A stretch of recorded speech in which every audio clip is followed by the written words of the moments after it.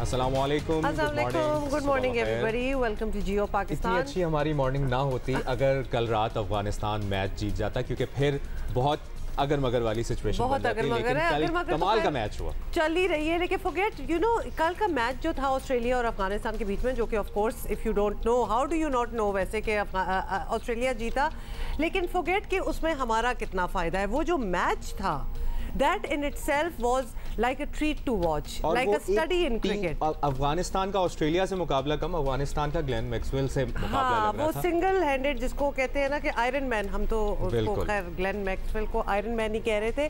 10 छक्के 21 चौके 21, can you और इमेजिन? चेज करते हुए ये पहले खिलाड़ी हैं जिन्होंने डबल सेंचुरी स्कोर की। ना सिर्फ डबल सेंचुरी स्कोर की पहली दफ़ा, बल्कि टीम को फतह से हमकिनार किया। और क्या कमाल की इनिंग्स थी।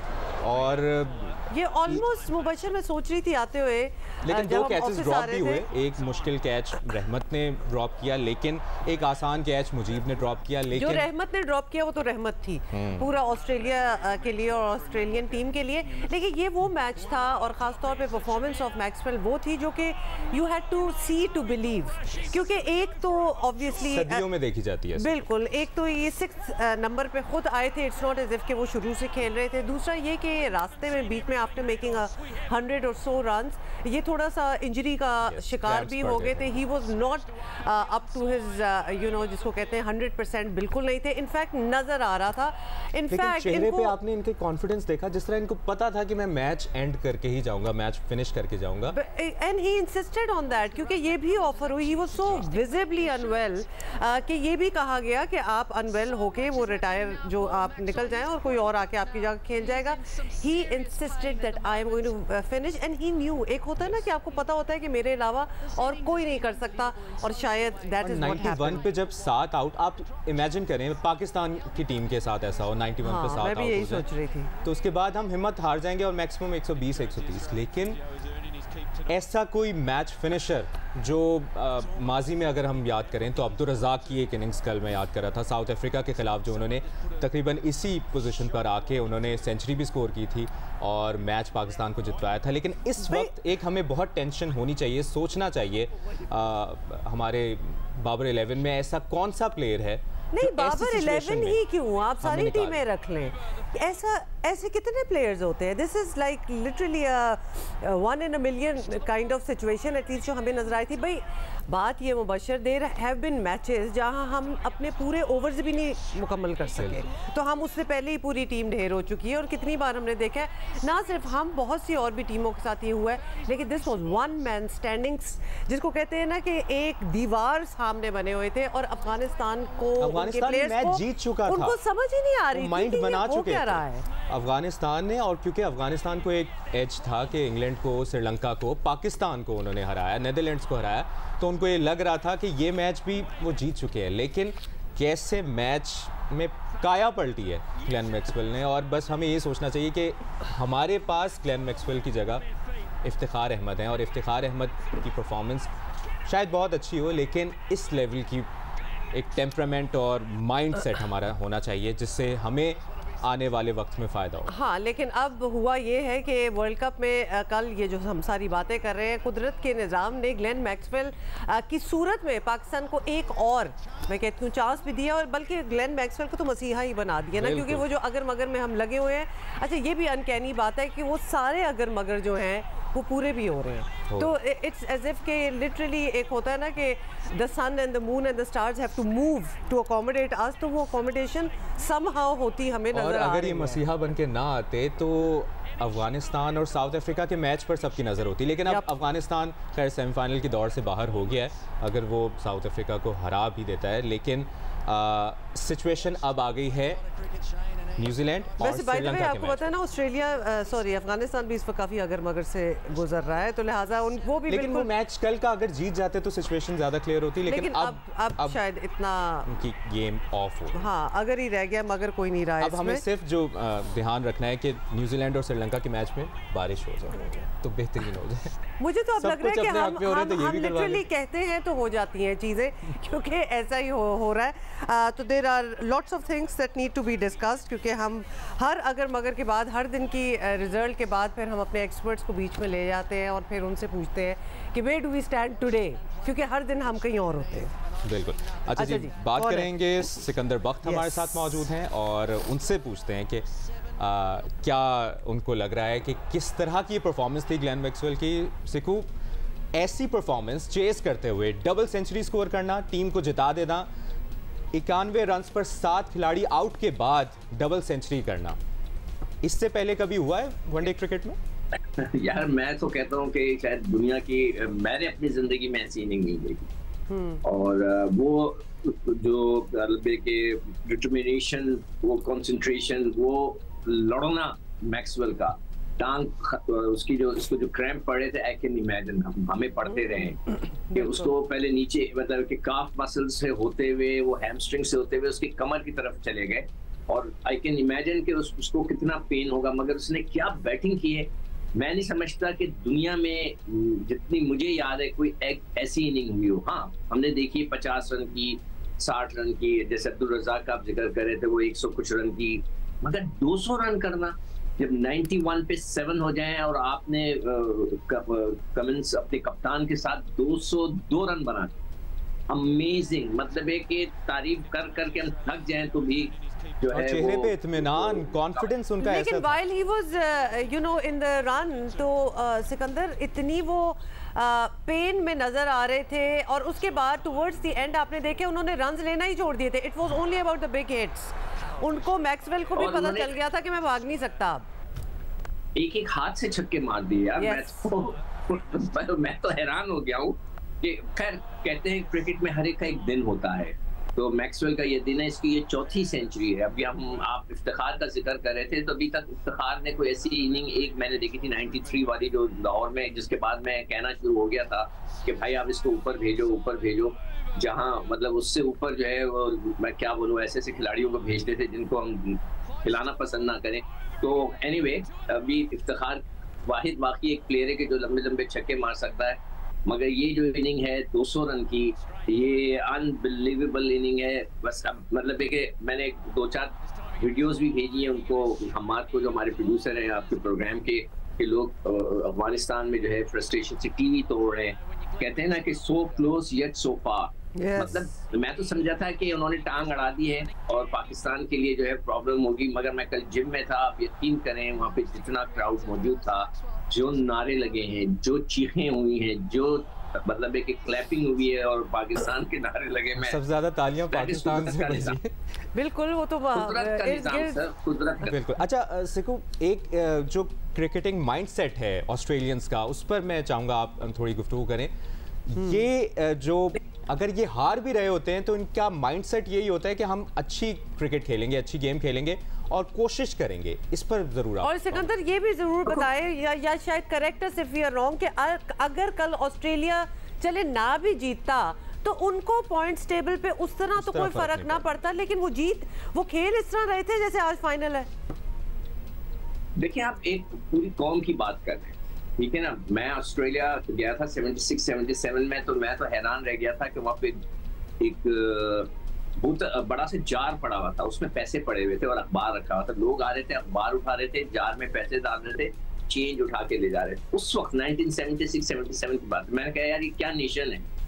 नेशन ऐसी होती है, कौमें ऐसी होती है, मतलब कि मैं तो हैरान था। देखिए, वो सब पढ़ते हैं, स्कूल जाते हैं, उनकी ट्रेनिंग ऐसी होती है। वो जो मैं बार बार हमारे साबिक प्राइम मिनिस्टर को कहता रहता हूँ ना कि भाई आप ऑस्ट्रेलिया का सिस्टम लाने से कुछ नहीं होगा, हमें वो लोग चाहिए, वो लड़ने वाले चाहिए। देखिए ना, वो जो उनके चेहरों पे मुस्कुराहट रहती, ड्रेसिंग रूम सन्नाटा था, सब परेशान थे, मगर वो शख्स लड़ रहा था और उसने ऐसी लड़ाई की है कि मजा आ गया। तो ये पूरी कौम ऐसी है। आप किसी का सिस्टम लेके आने से कुछ नहीं होता, आपने अपनी कौम को बनाना होता है। क्या हम इमेजिन कर सकते हैं कि एक जार रखा हो पाकिस्तान के अंदर? यहाँ तो मस्जिद के बाहर से मैंने खुद अपनी आंखों से वीडियो देखी, जो उठा के वो चंदे का डिब्बा उठा के ले जाते, वहां तो सामने रखा हुआ। What a nation. मतलब कौमें ऐसी होती हैं। देखें, आप जब ट्रैवल करते हैं ना, दुनिया का सफर करते हैं, तो ये चीजें देखनी चाहिए सिर्फ जाके शॉपिंग नहीं करनी चाहिए या क्रिकेट खेल के घर आ गए पता ही नहीं हुआ कि ऑस्ट्रेलिया गए तो वहाँ क्या है। आपको वहाँ की चीजें देखनी चाहिए, लोगों को देखना चाहिए, सिस्टम्स देखना चाहिए और दुआ करनी चाहिए और कोशिश करनी चाहिए इसको फॉलो करें। तो एनीवे बहुत तो बड़ी कौम है। अब ये जो इनिंग्स की हम बात कर रहे हैं सिकू, अब मैच अपना भी आने वाला है, पाकिस्तान और इंग्लैंड का मैच है, न्यूजीलैंड और श्रीलंका के मैच पर भी नज़र होगी। तो एक अच्छी बात है कि फ़खर जमान ने अच्छा परफॉर्म किया है, लेकिन वो एज ओपनर आए थे। तो हमें अब क्या अप्रोच चेंज करनी होगी आने वाले मैच में? सिकंदर, अब हमारे चांसेस जो हैं एज ऑलवेज अभी बाकियों पे बड़ा डिपेंड करते हैं, वो अगर मगर वाली बात। तो न्यूजीलैंड और श्रीलंका का मैच जो है वो बड़ा डिफाइनिंग होगा फॉर अस। देखें, कोई कुदरत का निज़ाम है, अल्लाह मतलब हमारे कौम दुआएं मांगती रहती है और ऐसे ही मांगती है कि अल्लाह मतलब बहुत मेहरबान है। और अल्लाह मियाँ ने देखें ऐसी सिचुएशन, मैं तो समझा था कल के गए सारे सबके मुंह लटके हुए थे जिम में, मगर चेंज ही हो गया। अल्लाह मैंने चेंज, हो सकता है उस दिन बारिश हो जाए। अगर बारिश हो जाए तो फिर वो जो है जो सबसे खतरनाक चीज है, अगर न्यूजीलैंड जीत भी जाता है तो कहीं टफ टारगेट ना दे दें हमें कि जी हमने उनको 50 की जगह 30 ओवर में आउट करना है, हमने जो है उनके 200 रन जो है 15 ओवर में चेस करने हैं, या हमने उनके 300 रन जो है 35 ओवर में चेस करने। ऐसी सिचुएशन ना हो। तो अगर बारिश हो जाए तो नथिंग लाइक इट, हार जाए तो सोने पे सुहागा। मगर सारा मैच 9 तारीख का है, आज का दिन नहीं, कल का दिन जो मैच होगा वो देखने वाला होगा कि न्यूजीलैंड कैसा खेलता है और श्रीलंका उसको कैसे मुकाबला करता है। कल का जो दिन है वो बहुत इंपॉर्टेंट है हम सब के लिए, हम बैठ के देखेंगे। और जो रन रेट का है तो वो ऑब्वियसली न्यूजीलैंडर ज्यादा है, वो 0.398 है, हम 0.036 है। तो हमने बहुत ज्यादा इंप्रूवमेंट करनी है जो मैच जीतेंगे। तो बेस्ट चांस तो यही है कि अल्लाह, पाकिस्तानियों से मैं दुआ करूंगा भाई आप लोगों की दुआएं कबूल हो जाती हैं, आप लोग बारिश की दुआ कर दे, उससे बड़ा फायदा हो जाएगा कि मैच ही ना हो। अदरवाइज पाकिस्तान को टफ टारगेट मिलेगा, जो कि देखना है कि पाकिस्तान करता है कि नहीं करता। अभी हमें अफगानिस्तान को नहीं भूलना। Sikandar, there is a school of thought जो कि सोचते हैं कि इतने हम दुआएं और बारिश हो जाए तो फलाना हो जाए, ये हो जाए। डज दैट टीम जो कि ऐसी कॉस्मिक चीज़ें हिलती हैं और फिर वो टीम आगे जाती है जो हम अपने लिए उम्मीद कर रहे हैं, does that team even deserve to win? देखो, ये बहुत बड़ा एक सब्जेक्ट है हुमा। हम तो कह के थक गए कि आप हमने तो सिस्टम बनाना है ना, हम सिस्टम ही नहीं बनाते। अभी हम लोग जो है, हमारा क्रिकेट बोर्ड लंगड़ा लूड़ा कहते हैं ना, क्या वर्ड पूरा आ नहीं रहा, तो वो मतलब खुद उसको अपना नहीं पता। 3 महीने की एक्सटेंशन हो गई, वो क्या करेगा, क्या फैसले करेगा? वो जो भी फैसले करेगा नए वाले हो सकता है आगे बदलने। देखिए, सिस्टम को बनाना है। हमारे प्राइम मिनिस्टर जो नया पाकिस्तान था उसने इस क्रिकेट को तबाही की तरफ ले जा चुका है। कोई क्लब क्रिकेट नहीं हो रही, कुछ नहीं हो रहा, लड़कों की नौकरियां चली गई। मैं कह के थक गया हूँ। क्या हमारे जो साबिक प्राइम मिनिस्टर थे उन्होंने क्रिकेट को तबाही के दहाने पे पहुंचा दिया है। कोई लड़का डोमेस्टिक क्रिकेट नहीं खेल रहा, सब 10 ओवर की क्रिकेट, 20 ओवर की क्रिकेट। जब तक ये सिस्टम को दोबारा रिवैम्प करके एक सिस्टम नहीं लेके आएंगे, एक सख्त आदमी वहां नहीं बैठा होगा, ये लड़के नहीं सुधरेंगे। हम इसी तरह लंगड़े लूले दुआओं के सहारे चलते रहेंगे। अच्छा सिकू, आप पॉइंट्स टेबल की भी बात कर लेते हैं। अब भारत, जनूबी अफ्रीका और ऑस्ट्रेलिया, ये तीनों तो सेमीफाइनल में, वो तो 1, 2, 3 हैं ही। अब पाकिस्तान या न्यूजीलैंड में से कोई एक टीम सेमीफाइनल खेलेगी भारत के खिलाफ। तो क्या लग रहा है, भारत, जनूबी अफ्रीका और ऑस्ट्रेलिया पर पहले तो कमेंट कर दें कि पॉइंट्स टेबल पर ये अब सेमीफाइनल खेलेंगी? नहीं, वो तो हो गया ना। तो आप सवाल क्या है आपका? सेमीफाइनल के लिए आपको क्या लगता है, इंडिया को पाकिस्तान और न्यूजीलैंड में से किसी एक के साथ मुकाबला करना होगा, तो आपको क्या लग रहा है, सिचुएशन ऑन टेबल क्या लग रही है? देखो, इंडिया जो है वो बहुत जबरदस्त खेल रहा है, बगैर किसी शक के। हमारा पड़ोसी बहुत जबरदस्त खेल रहा है, उनका रिदम आया हुआ है, वो हर एक को उड़ा रहे हैं, ठीक है ना। वो उनकी, उसके बावजूद उनकी कोशिश होगी कि पाकिस्तान ना आए। क्यों कि पाकिस्तान से एक्स्ट्रा प्रेशर आ जाता है। हमारे पर भी आता है जब भारत के साथ हम खेलते हैं, उनको भी आता है जब वो पाकिस्तान से खेलते हैं। उनकी ख्वाहिश होगी कि जो है उनके सामने न्यूजीलैंडर्स आ जाएं, वो उनकी ख्वाहिश होगी। इसीलिए मैं कह रहा हूँ कि और पाकिस्तान भी वो एक और दफा हराना भी चाहेंगे कि पाकिस्तान को 2 दफा हराएं उधर इंडिया में। पाकिस्तान की ये ख्वाहिश होनी चाहिए कि हम जीत के जाके इंडिया से खेलें और इंडिया को इंडिया में हराएं, जो कि थोड़ा सा मुश्किल लग रहा है जी, मगर भारत की ख्वाहिश ये होगी कि वो न्यूजीलैंडर्स आ जाए। लेकिन भारतीय मीडिया और भारतीय स्पॉन्सर्स जिस तरह वो तो यही चाहेंगे कि एक दफ़ा फिर एक हाइप वाला मैच मिले पाकिस्तान इंडिया। हाँ, लेकिन if you guys ask me, तो मेरे ओपिनियन में, ऑल्दो शायद ये मेरा बड़ा ही अनपॉपुलर ओपिनियन हो, but I really don't want India Pakistan to play again, because India इस वक्त एक अनबीटन है। हम अपने लिटरली रास्ते बना रहे हैं। अच्छा, मेरा इसमें एक पॉइंट ऑफ व्यू ये है, इंडिया ने एक मैच जरूर हारना है जी, वो चाहे फाइनल में आ रहे या सेमीफाइनल में आ रहे, तो हम होपफुली हम हराएंगे, पाकिस्तान जाएगा सेमीफाइनल में, हराएगा। अच्छा जी जी सिकंदर, हम सेमीफाइनल में जाना भी एक बड़ी बात हो जाएगी अगर हम पहुंच जाते हैं। ठीक है, इंडिया से हो जाए, किसी से भी हो जाए, सब मिलकर हमें हमारे खिलाफ आ जाए, मगर सेमीफाइनल में जाना एक बहुत बड़ी बात हो जाएगी जो पाकिस्तान की क्रिकेट के लिए बेहतर होगी। और उसमें कई चीजें हमारे लिए अगेंस्ट भी चली जाएंगी। कहते हैं ना कि वो ये कि लोग कहेंगे कि वो हमारा कप्तान जो है वो तो सेमीफाइनल तक लेके चला गया, वो नहीं देखेंगे कि रगड़ते हुए, गिरते हुए, पड़ते हुए उनको कप्तानी नहीं आती। मैं तो आज साफ कह रहा हूँ, हमेशा कहता हूँ कि he is a scripted captain, he is not a situational captain. Situation के हिसाब से नहीं कैप्टनसी करता, वो एक स्क्रिप्टेड है। चले एनीवे, अभी तो जो है वो है सिकंदर, और बहुत सी अभी मगर वो चेंज नहीं होगा ना, फिर हम फंस जाएंगे। हम तो चाहते हैं कि उनकी चेंज हो, कोई नया कप्तान आए, पाकिस्तान को नए सिरे से हम शुरू करें। आप ये ना कहें कि ये बाबर 11 है, you should say that it's Pakistan 11। Pakistan 11 okay, Pakistan world cup जीत जाए फिर हमसे गुबाई से क्या ही बात हो जाए। मतलब अगर वो जीत जाए तो फिर भी मैं कहूंगा कि भाई वो गलत है। किस तरह जीत रहे हैं ये भी तो देखें आप। अगर ये जीतना होता है तो नहीं जीतते, तो वो ही जो ऑस्ट्रेलियंस खेल रहे हैं। बिल्कुल, और एक्चुअली बात भी ये हो रही थी। Sikandar, thank you so much for being with us. और उम्मीद तो ऑब्वियसली यही होती है कि जो टीम जीते वो बहुत ही कोई कमाल खेल के जीते। और पाकिस्तान जैसा भी खेल रहा है इस वक्त, we are just trying to make inroads, और हम ऊपर जाने की कोशिश कर रहे हैं, लेकिन जो ऊपर की टीमें हैं they are actually playing very well, रंग ला रही। बिल्कुल, सो लेट्स सी के आगे क्या होता है। You never know, this is a game of cricket. कुछ गजा की सूरत हाल पे भी बात कर लेते हैं और आपको बताएं कि इसराइल ने गजा और मगरबी किनारे में आज रात भी हमले जारी रखे।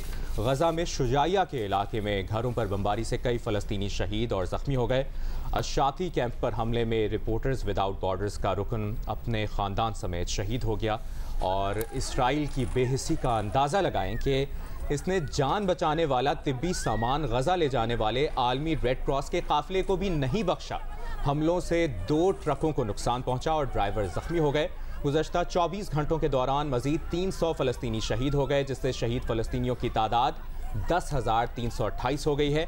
गजा पर इस्राएली जारियत में कोई कमी नहीं आ रही है और ये सिलसिला हम देख रहे हैं कि बढ़ता जा रहा है। अक़वाम मुत्तहिदा इंसानी उमूर एजेंसी ने खबरदार किया है कि ईंधन ना मिला तो हमारी खिदमात रुक जाएंगी। उधर इस्राएली वज़ीर आज़म ने गजा पट्टी पर कब्जे के इरादे जाहिर कर दिए हैं और गैर मुल्की टीवी से इंटरव्यू में नेतन्याहू ने कहा है कि हमास के साथ जंग के बाद इसराइल गजा पट्टी की गैर मुअय्यना मुद्दत के लिए सलामती की मजमूई जिम्मेदारी संभालेगा। ताहम अमरीका ने वाज़ेह किया है कि अमरीका गजा से फ़लस्तीनियों की जबरी नकल मकानी की हिमायत नहीं करता।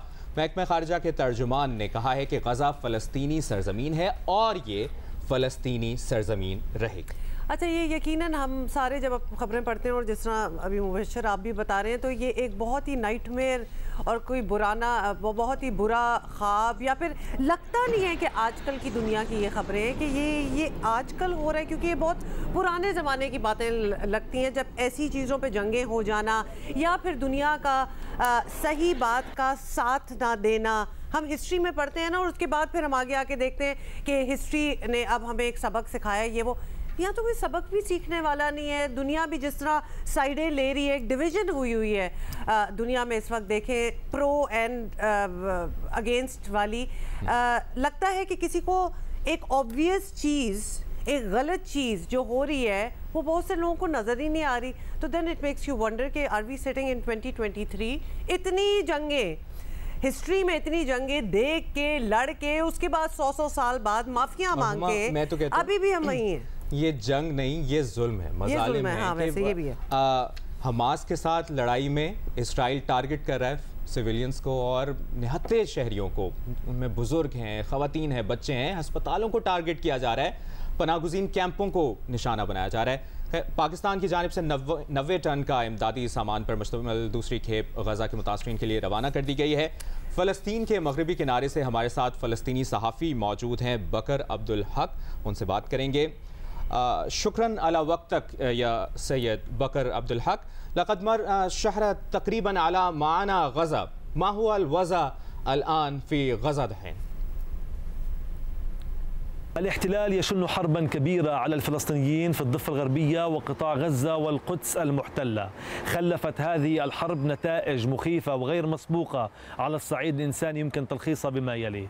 الاحتلال الإسرائيلي قتل في غزة منذ بداية الحرب حتى هذا اليوم أكثر من 10,300 فلسطيني، ثلثيهم من الأطفال والنساء، وخلف خلفه أكثر من 24,000 جريح. أكثر من 260,000 وحدة سكنية هدمت بشكل جزئي أو بشكل كامل في قطاع غزة. 70% من سكان قطاع غزة اليوم في عداد النازحين، أي أنهم أصبحوا بلا مأوى ولا مسكن. وأيضا يتهدد سكان غزة العطش والجوع والأمراض المعدية بفعل غياب المياه، حيث يواصل الاحتلال قطع المياه عن أجزاء كبيرة من قطاع غزة. كما أن الاحتلال يستهدف بشكل مباشر المستشفيات، إما بالقصف أو بمنع وصول الوقود لهذه المستشفيات. نتحدث عن أكثر من 17 مستشفى أصبحت خارج الخدمة في قطاع غزة بفعل استهدافها إما بالقصف أو بفعل حرمانها من الوقود نتيجة منع الاحتلال لوصول الوقود والمساعدات الطبية والغذائية العاجلة إلى قطاع غزة. जनरेटर्स के लिए पेट्रोल मौजूद नहीं है, ये बकर अब्दुल हक बता रहे हैं, और 2 लाख से ज़ायद अफराद ज़ख्मी हैं। 70% आबादी ये बता रहे हैं कि बेघर हो चुकी है और गज़ा में इस वक्त बीमारियां फैली हुई हैं। हम गज़ा के मगरबी किनारे की भी सूरत हाल इनसे जानते हैं। ये सैयद मा हुआ अल-वज़ा फ़ी ज़फ़ात ग़रबिया दहन। أما فيما يتعلق في الضفة الغربية فقد قتل الاحتلال والمستوطنون منذ بداية هذه الحرب على الضفة الغربية وقطاع غزة والقدس 160 فلسطينيا، فيما يواصل الاحتلال حتى اليوم تقطيع أواصر التواصل بين المدن والقرى والبلدات في الضفة الغربية.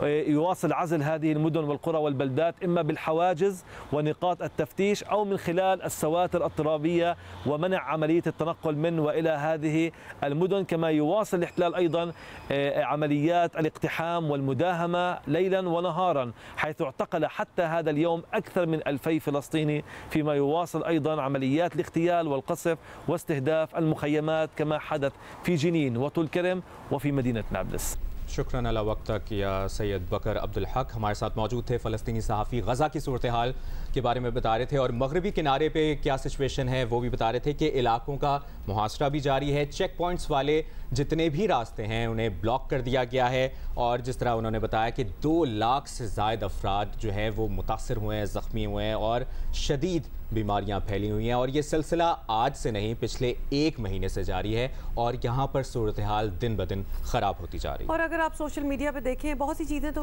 Because we are on TV तो हम आपको ये दिखा नहीं सकते, लेकिन ऑब्वियसली इमेजिनेशन है और हम देख भी रहे हैं और फोरम्स पे और प्लेटफॉर्म्स पे तो समझ तो आई जाती है कि क्या हो रहा है। जिस तरह नाम ले लेके खंडरों में, डेबरी में, जहाँ बिल्डिंग्स गिरी हुई हैं, जहाँ तबाही मची हुई है, उसमें अपने बच्चों के नाम ले लेके माँ बाप जो हैं, जो बच गए हैं लोग, वो पुकार रहे हैं। और वो जब आप मनाजिर देखते हैं और सुनते हैं, और कुछ दिनों पहले तो खबर आई थी उमा कि बच्चों के पैरों पे उन्होंने नाम लिख दिए थे कि इनकेस मलबे तले दबे हों तो हमें पहचान हो जाए कि हमने नाम लिखा था।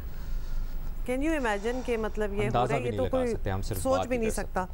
जी, कॉन्गो वायरस की बात इसलिए करेंगे क्योंकि ये ज़रा अलार्मिंग होती जा रही है सिचुएशन, और कॉन्गो के मरीज़ों की तादाद जो है वो रोज़ाना बढ़ रही है। और कराची में कॉन्गो वायरस से मुतासर कोयटा से लाए गए 10 डॉक्टरों समेत तिब्बी अमले के 13 अफराद जो हैं वो ज़ेर इलाज हैं। ये आपको अपडेट्स हम over the past few days देते भी रहे हैं, जिनमें से इस वक्त आपको बता दें 2 की हालत तशवीशनाक है। और कोयटा में कॉन्गो वायरस से मुतासरा मेडिसिन बोर्ड को सील कर दिया गया है। बलूचिस्तान में अब तक कॉन्गो वायरस के 44 केसेस रिपोर्ट हुए हैं। डॉक्टर समेत 18 अफराद इंतकाल कर चुके हैं। सूबे में हेल्थ इमरजेंसी नाफिज है। खैबर पख्तूनख्वा में भी अलर्ट जारी कर दिया गया है। इसी पर बात करेंगे। डॉक्टर फैसल महमूद साहब ने हमें ज्वाइन किया है।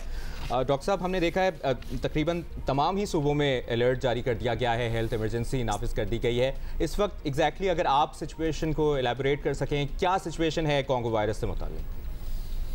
तो देखें, है ये कि मीनों के कॉन्गो वायरस जो है, ये जो जरासीम है, ये पाकिस्तान में काफ़ी सालों से पाया जा रहा है। ये कोई नया वायरस नहीं है। ये जो केसेस एकदम से सामने आए, इसकी वजह ये है कि ये हस्पताल के अंदर एक मरीज़ आया था जिसने ये बाकी जो उधर हेल्थ केयर वर्कर्स उनको फैलाया। याद रखें कि ये अभी ऐसा नहीं कि कम्युनिटी में एकदम से फैल गया है, ये हर जगह फैला हुआ है। ये सिर्फ ये एक मखसूस जो लोग वहाँ पे इन्वॉल्व थे, सिर्फ उन्हीं में लगा है ये अभी। अच्छा डॉक्टर साहब, आप हमें ऑब्वियसली कराची से ज्वाइन कर रहे हैं। You are head of infectious diseases at AKUH। यहाँ पहले तो let's start with Karachi.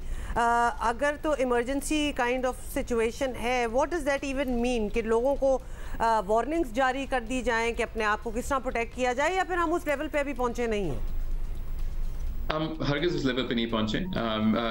Remember Karachi में कोई ऐसा केस अभी तक नहीं आया है जो कि कराची से ही लगा है। कराची में भी कॉन्गो होता है, मगर ये अमूमन हम देखते हैं बकरीद के ज़माने में जब मवेशी कराची में बढ़ जाते हैं, क्योंकि ये अमूमन जानवरों से फैलता है। तो अभी ऐसा नहीं कि हमको कोई इमरजेंसी नाफिज करने की ज़रूरत है, या इवन सिंध में कोई ऐसा भी केस सामने नहीं है जो कि सिंध से ही लगा है, या यानी इंटरनली ट्रांसमिट हुआ है ये।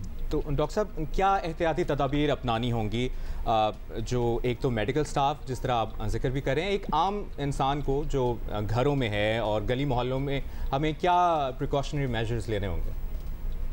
तो सबसे पहली चीज़ ये कि आम जो लोग हैं उनको पैनिक होने की ज़रूरत नहीं है। ऐसा नहीं है कि ये वबा एकदम से हर जगह फैली हुई है, बल्कि अगर किसी को बुखार हो तो सबसे ज़्यादा चांसेस ये हैं कि ये डेंगू या मलेरिया है, क्योंकि आजकल डेंगू काफ़ी फैला हुआ है, क्योंकि डेंगू का सीज़न हमारा चल रहा है। जो अस्पताल में जो लोग हैं उनको ये एहतियात करनी कि अगर कभी आप सस्पेक्ट करें कि किसी को कॉन्गो है या कॉन्गो के कोई पेशेंट है, और ये इस तरह से हो कि वो मतलब लगता है जैसे कि बहुत ही सीवियर से डेंगू वाला अलामात है, तो फिर आपको प्रिवेंशन वाले जो तरीके होते हैं जो वेल एस्टैब्लिश हैं, जिसके अंदर मास्क पहनना होता है, गाउन्स ग्लव्स होते हैं, वो इस्तेमाल करने की जरूरत है, खासतौर पर कि ब्लीडिंग हो रही हो। एंड याद रखें, ब्लीडिंग या ब्लड के साथ जो एक्सपोजर होता है वो ना सिर्फ कॉन्गो मगर बहुत सारी दूसरी बीमारियों के साथ भी वो जुड़ा हुआ होता है। इस वजह से अस्पताल में ब्लड के साथ हमेशा हम लोग प्रिकॉशन लेते हैं अगर कोई ब्लीडिंग किसी को हो रही होती है। अच्छा डॉक्टर साहब, ये बताएं, और may be it's just rumour और समथिंग, लेकिन कॉन्गो वायरस का कोई इलाज मौजूद नहीं है, is that right? So this is partly right.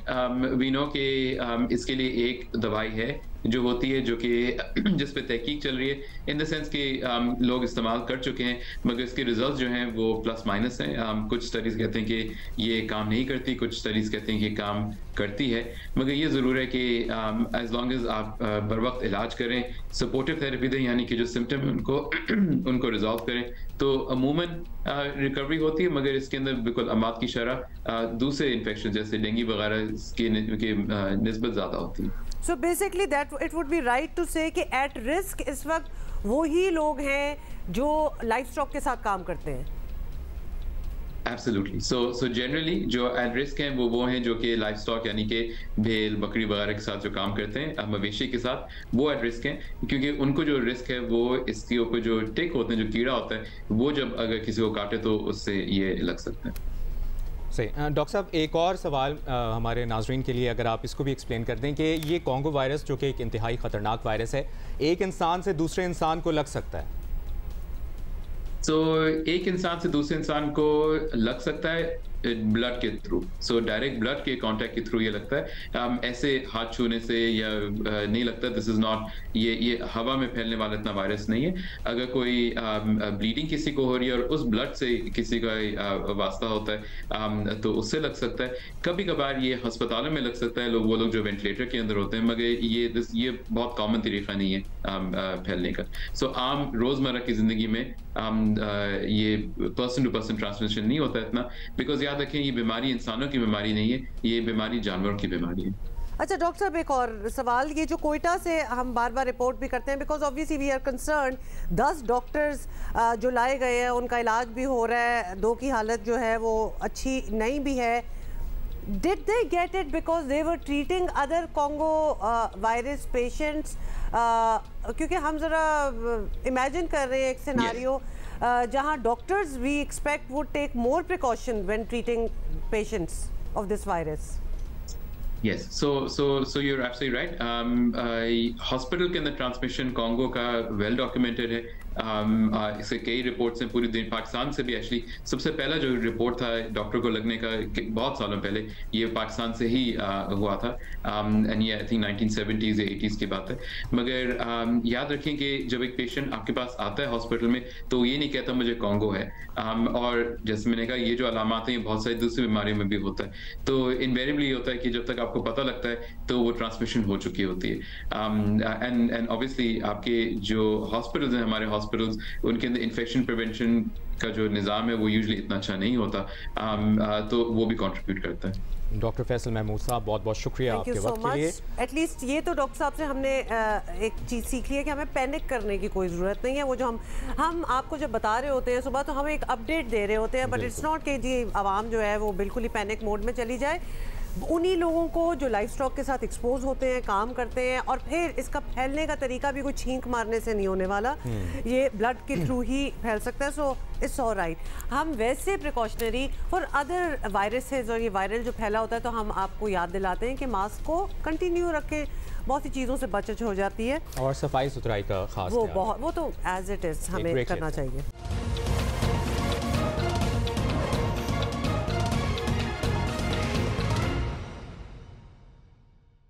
Welcome back. अच्छा जी, क्या हाल है? सॉरी, लेकिन आप लोगों के बड़े कमेंट्स आ रहे हैं, और जो हम इंडिया पाकिस्तान सेमीफाइनल की बात कर रहे थे ना, जो कि मैंने अपना ओपिनियन दिया था कि मुझे ज़रा खौफ ही आ रहा है कि ना ही हो तो ठीक है, लेकिन बहुत से लोग हैं जो चाहते हैं कि नहीं जी इस बार हम दिखा देंगे। हम सब चाहते हैं और होना चाहिए। हमने किसी भी तरह पहुंचना है सेमीफाइनल में, हमने किसी भी तरह पहुंचना है फाइनल में और जीतना है वर्ल्ड कप। ये हमारी दुआ है, कोशिश है, तो वी गॉट अ लॉट, कुदरत का निजाम भी है। हाँ चलिए ठीक है। अच्छा जी, पाकिस्तान टीम कोलकाता में मौजूद है। मैच तो अभी 2-3 दिन बाद है, लेकिन खेल कूद के साथ, खेल कूद ऐसे जिस तरह लगता है कि मतलब ये एक मेगा इवेंट, क्रिकेट तो इज नॉट इवन खेल कूद, it's life and death type situation है। गोल्फ खेल रहे हैं, लेकिन और चीजें बहुत खेल रहे हैं। ये कौन से क्रिकेटर हैं, ये हम फैजान से पूछ लेते हैं ना। फैजान हमें बताएंगे। बाबर आजम गोल्फ खेल रहे हैं और खूब एंजॉय कर रहे हैं, शॉपिंग भी की है। फैजान लाखानी हमारे साथ मौजूद हैं, उनसे ही मज़ीद पूछ लेते हैं। फैजान, शॉपिंग भी हो गई है और क्या चल रहा है, किस तरह से पाकिस्तानी टीम दिन गुजार रही है? फैजान, हम आपकी शॉपिंग की बात नहीं कर रहे, हम टीम की मसरूफियात की बात कर रहे हैं। नहीं, कल मैंने सुना आप मेरे हमारे कोलकाता घूमने पर आप क्या क्या कमेंट कर रही थी। ठीक है, नहीं इतना जेलस होना अच्छी बात नहीं। देखिए, थोड़े से जेलस तो हम हैं, और हम आपके पास वहाँ इतना टाइम है। हम नहीं छुपाते हाउ वी फील। कल भी काफी आउटिंग रही टीम की, और कल थोड़ा सा ये कह लें कि रिक्रिएशनल एक्टिविटीज टीम के लिए प्लान हुई थी। सुबह बाबर आजम गोल्फ खेलने गए कोचेज के साथ, ग्रैंड ब्रैडमैन उनके साथ थे, एंड्रयू पटेल जो बैटिंग कोच है वो उनके साथ थे, बॉलिंग कोच मॉर्नी मॉर्कल उनके हमरा थे। तो ये 4 अफराद कल सुबह यहाँ कलकत्ता रॉयल गोल्फ क्लब में गोल्फ खेलने गए, और फिर शाम में इनका एक प्लान था मूवी देखने का, उसको कैंसिल कर दिया गया। ये चाह रहे थे कि एक मूवी है 12वीं पास, 12वीं फेल या 12वीं पास समथिंग ऐसा कुछ नाम था, वो देखने का प्लान था, बट वो कैंसिल हो गया क्योंकि वो इत्तला यहाँ मिल गई थी लोगों को। तो सिनेमा के बाहर ऑलरेडी काफी लोग जमा हो गए, तो उन्होंने कहा था इसको अवॉइड करें। फिर कुछ 5 प्लेयर्स रात को शॉपिंग करने गए, जिसमें उसामा मीर शामिल थे, अब्दुल्ला शफीक थे, जमाल खान, वसीम जूनियर, ये तमाम प्लेयर्स थे जो कल शाम शॉपिंग करने गए। और हमें तस्दीक की गई है कि उसामा और अब्दुल्ला शफीक ने अपने अहले खाना के लिए कोलकाता से साड़ियां ली है, और जब वो शॉपिंग कर रहे थे तो उन्हें एक और टीममेट सऊद शकील ने कहा कि यार मेरे घर वालों के लिए भी ले आओ। तो पहले एक अच्छा दिन प्लेयर्स ने कोलकाता में गुजारा। और आज अफगानिस्तान और ऑस्ट्रेलिया का टीम ने जो ग्लेन मैक्सवेल ने किया, देखा डेफिनेटली। देखे 4-5 लड़के शॉपिंग करने गए थे, पूरी टीम बाहर नहीं थी, तो मैच तो देखा ही होगा। और कल तो कमाल मैच था, हर कोई इनफैक्ट हम भी एक डिनर में जाने के लिए मदूद है यहाँ पे मुकामी एक क्रिकेटर की जानिब से, बट हमने भी कहा नहीं भैया मैच देख के आएंगे। उसके बाद इस मैच के बाद पाकिस्तानी कैंप में खुशी की लहर दौड़ गई। देखिए, इस मैच में काफी चीजें आप ये कह लें कि एनएसआर थी पाकिस्तान की कैंपेन की, ऑल्दो यहाँ से पाकिस्तान की कैंपेन खत्म नहीं हो जानी थी और बहुत सारे इवेंट वर्ड्स बाकी रहने थे।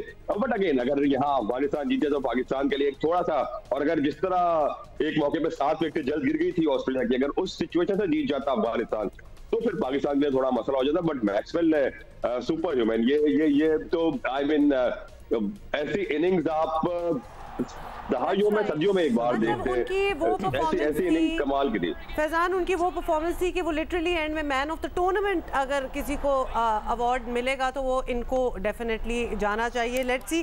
अच्छा, शॉपिंग से going back to what you were talking about, एक इस बात की भी क्लैरिफिकेशन आ गई है कि वो जो एक बात वायरल हुई थी ना कि बाबर आजम ने शेरवानी ली है पता नहीं कितने लाखों रुपए की एंड ऑल दैट, लेकिन उसकी तरदीद भी आ गई बाबर जी, वैसा कुछ नहीं हुआ। तो आपको पता है इस किस्म की ऐसा कुछ नहीं था, ऐसा कुछ नहीं था।